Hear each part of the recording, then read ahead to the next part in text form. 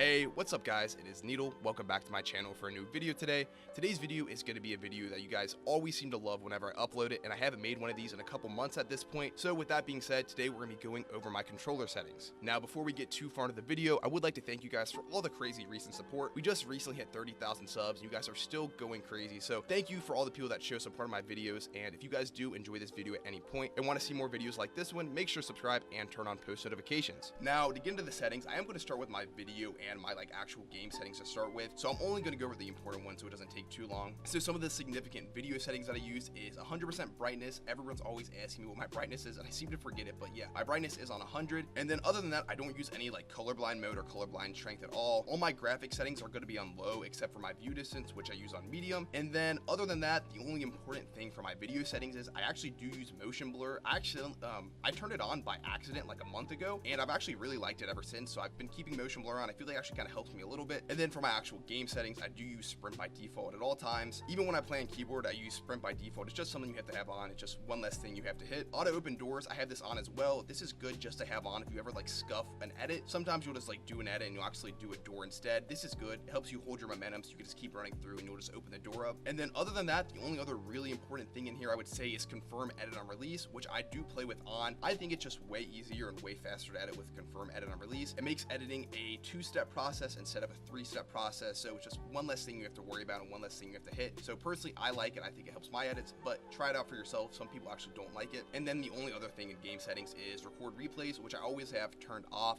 just because for whatever reason, especially on console and even PC, it helps a little bit. If you do turn record replays off and creative mode replays off, it does help with a little bit of the processing power for the game and you get better frames overall. And now for the controller settings part of this, I'm going to start with my look horizontal, my look vertical speed. I use 43 for both of these. Now keep in mind, I do use linear, so if you guys do play exponential, I'm sure you could just add turning boost onto this, but for me on linear, this feels absolutely perfect because 43 is kind of like a more lower to medium sense. It's not too high. You're definitely going to be able to control this whenever you're in a shotgun fight or you're in an AR fight. Now I have experimented a little bit with higher sensitivity, but as you guys may know or may not know, they recently did do a little bit of a nerf on aim assist on PC. So if you're on console, this does not affect you at all, but on PC, basically they made it where if you have 240 hertz, basically they made it so if you play on a PC and you get 240 frames and 240 hertz, you're now going to get the same aim assist you would on console with 60 hertz. So that's basically the easiest way to explain it. But yeah, this is a really good sensitivity, really easy control, and I feel like I can hit a lot of my shotgun shots with this.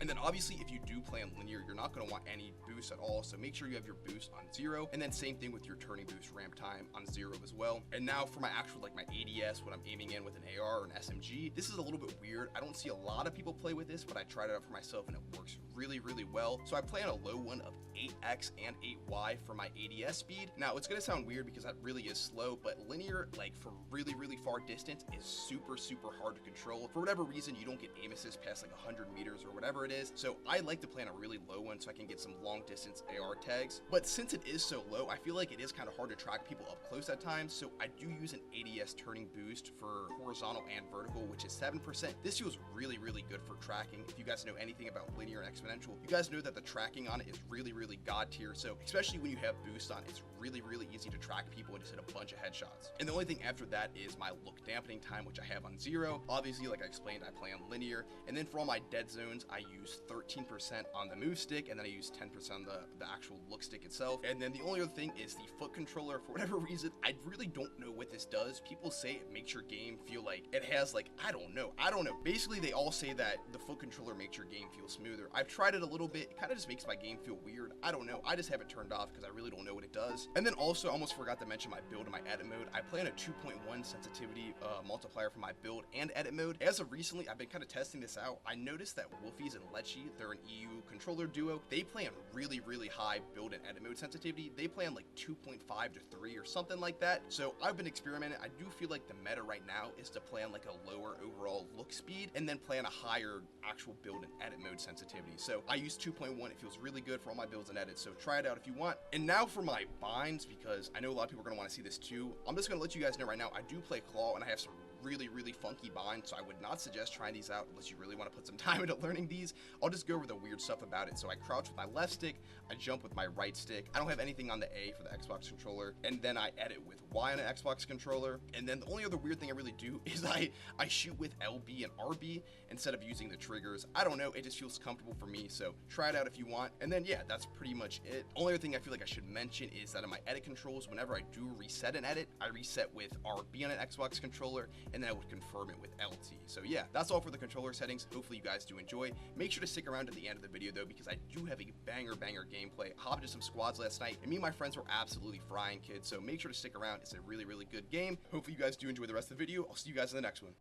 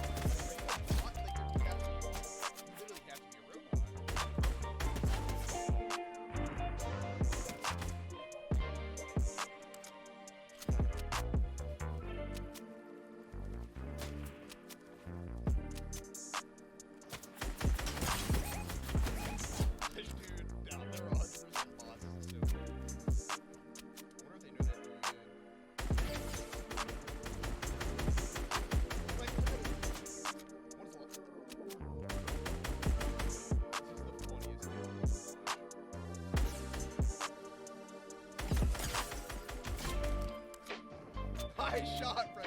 I'm gonna go over the water and do something stupid. Let's do something stupid. Let's do something stupid on this last one. This is so funny. This is actually funny as hell. I don't know. Oh, he's a bug? Right, spraying about. They just keep spraying it. What else? Pickaxe. Stop pickaxe.